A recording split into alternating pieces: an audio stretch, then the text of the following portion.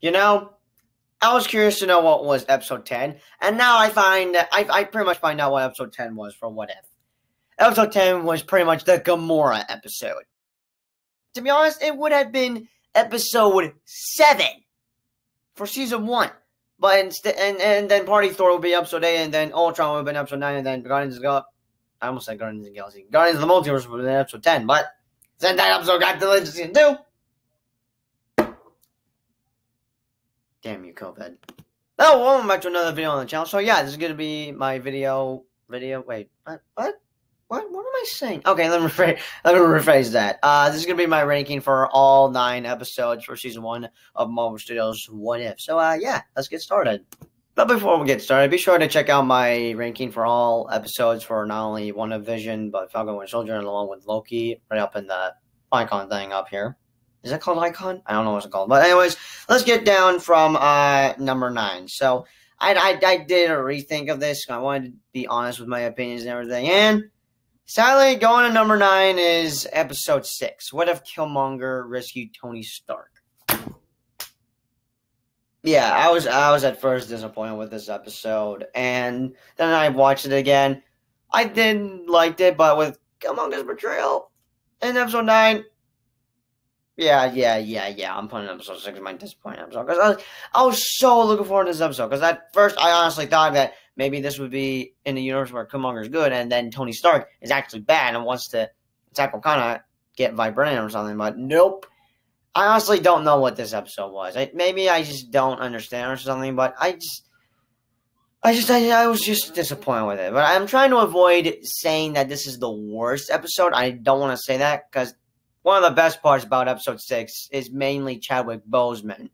And that is just the main reason why. I can't call this the worst episode since Chadwick Boseman voices T'Challa in this episode. So, yeah, but sadly, episode 6 is probably one of the most disappointing episodes for season 1 of What If, and it's going on number 9. Going to number 8 is episode 1. What if Captain Carter or Peggy Carter was the first Avenger? But yeah, I like this episode, but after watching it a couple of times, like who knows how many times, I then understood why this was a bit underwhelming or something. I mean, I wouldn't say this was disappointing, but I guess it was a bit underwhelming. But apparently it's confirmed that we are going to get another Captain Carter episode. That would make sense with the post-credits in episode 9. But still, this was a good episode. I didn't enjoy the romance going on with Peggy Carter and Steve Rogers, but I wouldn't say this was a bad episode. I did enjoy this, even though it was underwhelming. This was still a good episode. One of the best parts about it was probably Howard Stark, because he was not only funny, but it was pretty much one of the best parts for this episode. But I know people are thinking it's just basically the same thing, just one thing changed, and that is Peggy Carter switching places with Steve. But no, if you don't, I don't know if anyone gets this, but Bucky, who becomes the Winter Soldier, he doesn't die in this universe. He never even becomes the Winter Soldier, which means the Winter Soldier doesn't kill Tony Stark's parents, which means Tony Stark doesn't even become Iron Man. And pretty much, I guess Steve Rogers is the first Iron Man in this universe, but still. I would like to explore more of Peggy Carter's universe, and I am glad that we're going to get another Captain Carter episode in season 2. But still, so yeah, episode 1 is going to number 8, and even though it's underwhelming, it's still a good episode in my opinion. Going to number 7 is What if Thor were an only child? Now, I can understand if people really didn't like this episode or that it was a dumb episode. Yes, it was a dumb episode, but I wasn't disappointed with it, and I am starting to get over a bit underwhelmed, like some underwhelming with this episode, but nowhere close to how I was a bit underwhelmed with episode 1. But it was still a good episode, and it felt like a filler episode until like around the end of the episode with Infinite Ultron just popping out of nowhere. But I really did enjoy this episode. I mainly like the concept of it, mainly for Thor deciding to be one of those people that like to party all the time, and I did like the concept where he basically had to clean up the entire planet planet Earth, the entire planet, before his mom came back. That's basically clean up the house before your mom comes home. I like the concept of that, but still, I did like the romance going on with Jane Foster and Thor, which I can't wait to see these two interact with each other. And Thor, and no, not Thor Ragnarok, Thor Love and Thunder, because I was a bit upset, for Thor Ragnarok, because broke up. Of course, they couldn't hire the actress or anything, but it's just like, damn. But at least she's come back from Thor: Love and Thunder. But still, even though, and another best part about it, well, two best parts about it. One, we had to see what Loki would look like as a frost giant, but mainly the best part about the entire episode is Thor versus Captain Marvel, which has to be one of the best fight scenes we've gotten in What If, in the entire series of What If. But episode 7 is going on, number 7 actually, but still, it is starting to get a bit underwhelming after watching it a couple times, but it's still a good episode, and I still enjoy it every day after watching it. And another best part about it, some of the parts in it takes place in Las Vegas. I happen to be in Las Vegas, but yeah, episode 7 is going around number 7. All right, going to number 6 is episode 2. What if T'Challa became a Star-Lord, which has to be one of the best episodes in this entire show. And of course, it pays tribute to Chadwick Boseman. Wakanda forever, may he rest in peace. But one of the best parts about this episode is not only T'Challa as a Star-Lord, but basically, like, everything is just, I don't know how to explain it, but one of the craziest parts about this is that T'Challa basically had a conversation with the Mad Titan Thanos, and yeah, Thanos is no longer on the quest to collect Infinity Stones, which is still insane. And one of the random things that I'm still curious about, where did Nebula get blonde hair? Like, I feel like that's just random or something, but I dig it though. But what are the thoughts? Now, crap, I should have taken notes for this. But let's just say I loved every minute of it, mainly from how T'Challa kind of gets abducted, but Yondu had grabbed the wrong kid and it was supposed to grab Peter Quill, to T'Challa recruiting one of the bad guys from Guardians of the Galaxy, where I don't know if I mentioned this in my review, but the guy that works for Ronan, I forgot his name, but he was a bit of an idiot in this episode, and I'm like, okay, that's interesting, but I wouldn't say that was a negative thing. I did enjoy how he was in this entire episode, because he was also funny as well. Like, one of the funniest parts from him was when he's like, "Yee," and gets punched by Thanos, and then, well, I thought we were acting, and then Thanos is just like, well, that's what you get for calling me Captain Genesis, you guy. And then he's just like, Captain Genesis, boom. So I thought that was probably one of the funniest parts from the episode. But episode 2 is just one of my most favorite episodes, and it's one of the best episodes for season 1, mainly because of Chadwick Boseman. And it still breaks my heart that we're not going to see the spin-off series of T'Challa Star-Lord, because, like, that would have been the best thing to happen, because, like, by the end of the show, we see Peter Quill using a blaster thing, so it looks like he's pretty much going to join T'Challa and the Ravengers. So I would have wanted to see what would go down, because Ego might as well be the main villain for the series, because he did try to destroy the universe or something. But still, I'm a bit upset it won't happen. But it could happen. Then again, I don't know. I'm just upset it won't happen. But episode 2 is going on number 6, and again, it's just one of the best episodes for season 1 of What If. Going to number 5 is episode 3, What If the World Lost Its Mightiest Heroes, which might be everyone's least favorite episode, but it's one of the best episodes as well, because episode 3 is also one of the best episodes for the entire series, because, how do I explain this? I don't know. The Avengers get freaking murdered by a serial killer who turns out to be Dr. Hickman, which no one saw this coming. I didn't saw this coming as well, because, like, I mean, I thought it'd be the Wasp, like, is it the Wasp? But nope, it was Dr. Hank Pym, which is that's to be one of the craziest MCU plot twists ever. I don't know. But one of the best parts about this episode is just, it's pretty much a murder mystery, and I guess I'm into murder mysteries for some reason, but this is one of my favorite episodes, because and it is painful to see one of my favorite Avengers just basically get murdered, but not as painful seeing my favorite Avengers turn to zombies. So there's a little difference going on there, but as much as I'm upset seeing the Avengers, like, probably one of the worst deaths I had to see in that episode was the Hulk just getting blown up. Like, I think that one just scars me the most. Just, oh god, he just died. And also, here's something I didn't realize after watching the episode, catching up for in preparation of episode 9 of What If.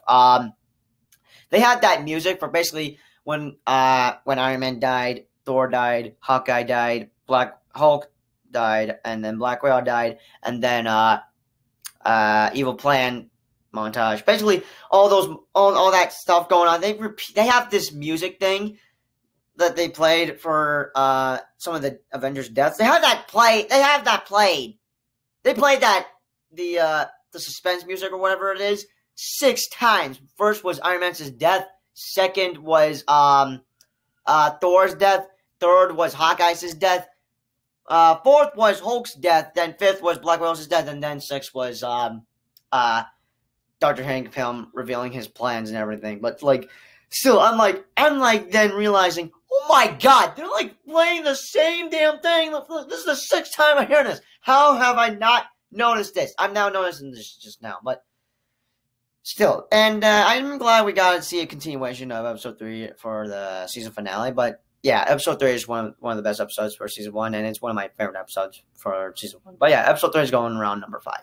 Going to number 4 is, what if Doctor Strange lost his heart instead of his hands? Which, another best episode of the entire series. Probably everyone's most favorite episode. I don't know, but I know everyone loves this episode so much. Because not only is it dark, but it's pretty much just tragic and just so sad. Mainly because of Christine dying so many times. Like, oh my god. Like, I'm just feeling so bad from Doctor Strange in this episode. But like, it's just so intense and just, I don't know. And Supreme Doctor Strange has pretty much become one of the most powerful MCU characters. And honestly, we gotta see him in Doctor Strange Multiverse of Madness. Unless he could be a tease in post-credit scenes or something. I don't know. We'll have to find out. Well, like, bro, like, this episode was just insane. And of course, it's of course one of the dark episodes for this entire series. Because this series is a bit dark.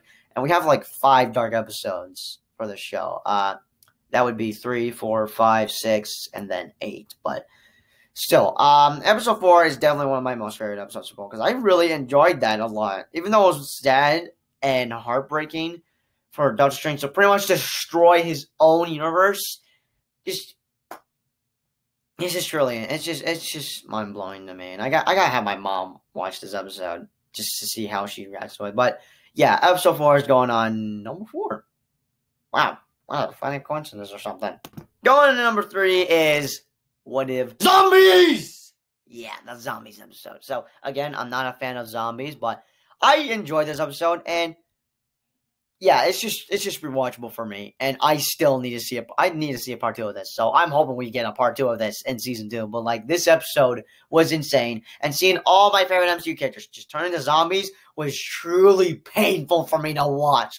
Because like, oh, they're turning zombies. You can't cure them. They're dead. Like, Falcon has a freaking severed arm and his bone is sticking out. How can you cure him and even get... He's done. They're all done. They're freaking just... They're done. Still, it was painful for me to watch, seeing all the MCU characters die in this episode. And this was darker than episode 4 and 3, but it is one of the best episodes. And I don't know if it's still... Actually, it's happening. It's still happening, I think, because this was reported last month, that we're getting a live-action MCU Zombies project or something. I don't know, but I would have preferred to have a Marvel Zombie series for Disney Plus in animation form. I don't know if I'm ready for live-action form, because live-action form is probably going to screw me up, but seeing it in animation form probably should do well for me, because I don't know if I can handle live-action form, but still, one of the things that will forever scar me in this episode is Zombie Thanos. Like, that has to be one of the craziest things I had to see that I have ever seen in the MCU, because it had scarred me for life. And it was honestly worser than seeing Thanos snap half the population in Infinity War. Like, this takes inspiration for Infinity War, which is insane. Like, okay, crazy part about this, it takes place in Infinity War. Okay. But like, oh my god, this episode just...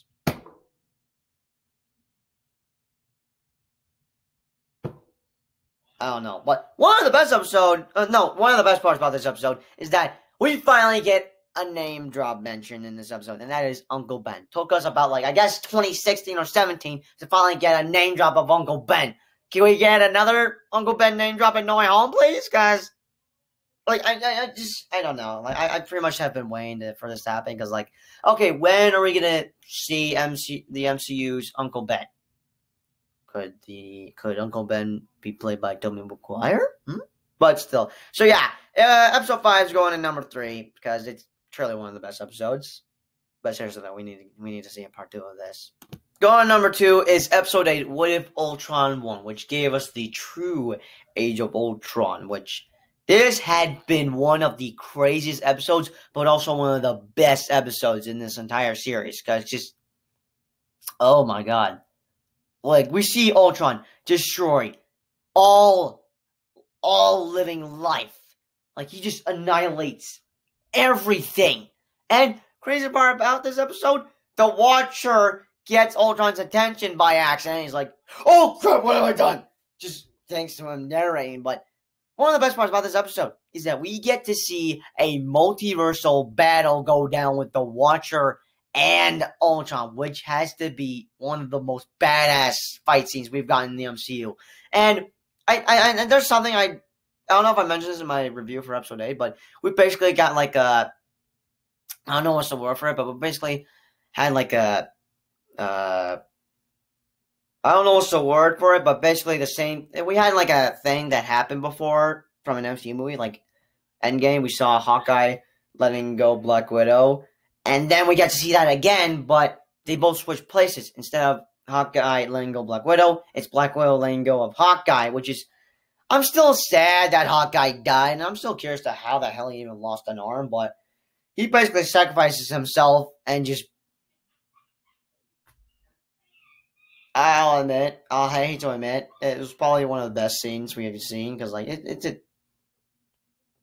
just sad, but also just beautiful, just to see that go down, like, just, oh man, wish I cried, but sadly I'm too tough to cry, but yeah, episode 8 was definitely one of the best episodes for the entire series, but time to go to number 1, but yeah, episode 8 is going on number 2 for this ranking, but yeah, going to number 1 is, what if the Watcher broke his oath? Basically, all the characters we've seen in the entire series finally assembled together to stop Infinite Ultron from threatening the multiverse. This is basically Avengers and Avengers Endgame. Endgame for, oh, the Ultron's gonna destroy the multiverse. But Avengers for, oh, they all finally assembled. And best part about it, we get to see all these characters interact with each other. Like, that's just one of the best parts about this episode. And the fight, like the Infinite Ultron versus the Guardians of the Multiverse, we basically have another multiversal fight. Infinite Ultron versus the Guardians of the Multiverse, but still. The season finale has to be one of my favorite episodes. That's why it's number 1, because it's one of the best episodes, but also one of my most favorite episodes for this series. These watched this episode 5 times in one day. This episode's just purely rewatchable for me, but like, I'm still upset that Killmonger betrayed Guardians of the Multiverse, but I could kind of see, because I did watch a breakdown of this, and Watcher basically recruited Killmonger because he knew he'd take the stones, because he also knew that Zola would also take the stones and basically take over the multiverse. So he basically had a backup plan, and that would be Killmonger. But still, I'm a bit upset that he not only killed Tony Stark, but mainly betrayed the Guardians of the Multiverse. I was a bit upset about that, but I'm hoping he's alive in the MCU, and honestly, I would like to see him again in What If. So let's hope we get another episode of him, another scenario or something, but we shall see. But still, so yeah, episode 9 is going to number 1 because mainly the best part about the episode is the Guardians of the Multiverse, which, I mean, I don't know if we'll get to see them again. We're probably going to get a new version of Guardians of the Multiverse season 2, but we'll have to find out next year. But still, yeah, episode 9 is going on number 1 for this ranking. But anyways, that's my ranking for all 9 episodes for Marvel Studios What If Season 1. It'd be my 10 ranking if episode 10 was not delayed. But yeah, sadly, the Gamora episode had been delayed to Season 2. But heck, that could be episode 1 or episode 2. But we shall find out. At least we know it's still happening. And at least we know it's in Season 2. We just gotta wait for Season 2. But anyways, let me know your thoughts, comments down below, and what is your top 9 rank on all 9 episodes. But as always, I'll see you guys in the next ranking video, which will probably be ranking all 6 episodes for Hawkeye. But still, let me know your thoughts, comments down below for What If, and what is your ranking for all 9 episodes of What If. But yeah, as always, I'll see you guys in the next video. Peace out.